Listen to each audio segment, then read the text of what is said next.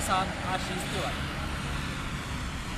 26 जनवरी का दिन, जहां पूरे देश में गणतंत्र की शुभकामनाएं दी जा रही हैं, एक दूसरे में जोश है, एक माहौल है देश के प्रति सद्भावना देने के लिए, उन वीर जवानों के प्रति अपनी भावना व्यक्त करने के लिए, चाहे वो गली हो या शहर हो, हर लोग झंडा फहरा करके देश को, उन जवानों को नमन कर रहे हैं जिनकी वजह से आज़ाद देश में हम अपना गणतंत्र स्थापित कर पाए हैं। लेकिन एक कहावत कही गई थी कि जैसे ही जय जवान और जय किसान के नारे लगाए जाते थे, जवान और किसानों को बराबर का दर्जा दिया जा रहा था। एक देश के सीमा पर सुरक्षा कर रहा था, तो दूसरी तरफ किसान देश में रहने वाले लोगों के लिए अन्नदाता के रूप में अपने काम को अंजाम दे रहा था। लेकिन 26 नवंबर 2020 से देश में एक अलग आवाज उठने लगी। जो कभी किसान शांत था, वो अब उग्र होने लगा था। जो हर तरीके की भावनाओं को झेलने के लिए खड़ा था, तो वो कहीं न कहीं आज अपने हक की आवाज़ को बुलंद करने के लिए सड़कों पे उतर चुका था। ऐसा ही किसान का ये जत्था अपने घर को छोड़ करके सड़कों पे रहने के लिए मजबूर हो गया था। हम आपको ये पूरी कहानी आज से नहीं बता रहे, 26 नवंबर से ये पूरा माहौल आप देखने को देख रहे थे।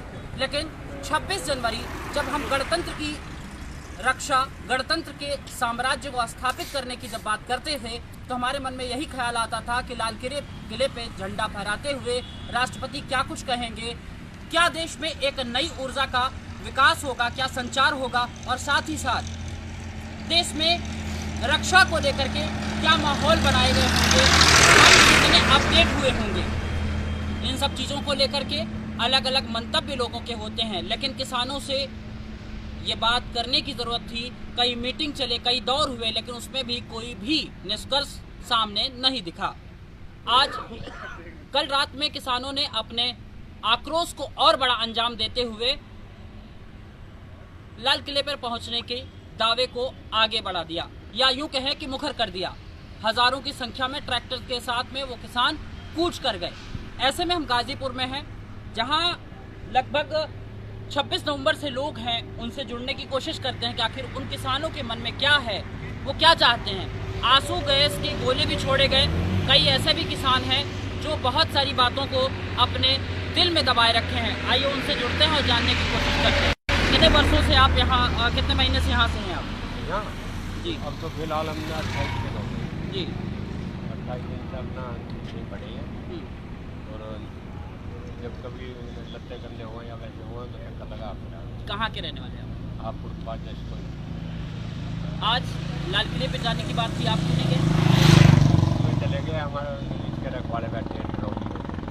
आंसू गैस छोड़े जा रहे हैं, हाँ, उस पर क्या कहेंगे आप? आंसू गैस भी छोटे हैं और पोछार बीमारी है। हाँ,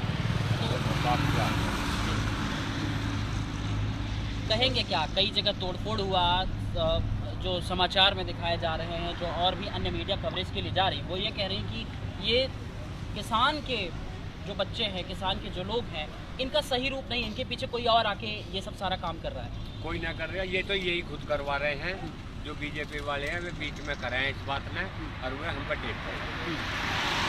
जो है बिना उसके बीजेपी के कोई भी वहाँ रोड़ा नहीं मार सकता। हमारा किसान कोई ना कोई झगड़े की जरूरत है। यही हमारे बीच में आ गया। जो रास्ता तय किया गया था, जिधर से जाना था, उस रास्ते को छोड़ करके जो जा रहे हैं, कई लोग कह रहे हैं कि उपद्रवी किसान हैं, उनके बारे में आप क्या कुछ कहेंगे? उपद्रवी है ही ना किसान। बैरिकेड तो ये अपने आप बना कर रख देते हैं। किसान बोले किसान रास्ता। दिल्ली बहुत बड़ी है, किसानों को पता नहीं, कोई रास्ते पीछे रह गए ट्रैक्टर, कोई रास्ता भूल गए। तो रास्ते पे राजधानी का क्या मतलब है? किसानों की सेवा। यहाँ पानी लगभग 28 रोज हो गए, लाइटिंग की व्यवस्था नहीं, पानी की कोई व्यवस्था नहीं।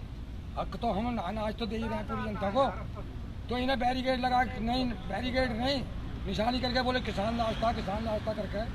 अगर कोई रास्ता भूल भी गया तो किसान है वो, जब वो 60 दिन यहाँ हो गए, लगभग 2 महीने ऊपर हो गए, तो उसे चिन्हित करके बोर्ड तो एक रात में वाला 1 घंटे में सड़क बन जाती सरकार की। हमने देखा में छपता हुआ। जब मुख्यमंत्री मायावती आई तो एक रात में पूरे शहर की सड़कें बन गई। या तो 5 साल बनी नहीं, एक रात में सड़कें बन गई। मायावती की बात कर रहे हैं तो आप यूपी के रहने वाले हैं? हाँ जी, पक्के यूपी में खड़े हैं ना आज भी। यूपी के ही हम। कहाँ के हैं? हैं अमरोहा।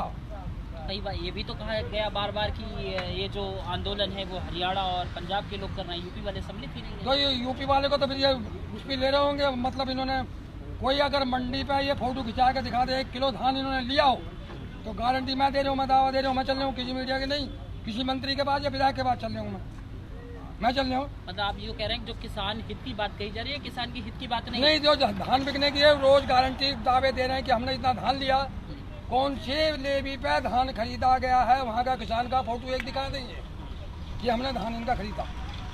कोई धान खरीदा ही नहीं है। 1000 बिका, 1200 बिका और उनका फिर 18 और 60 बिक गया।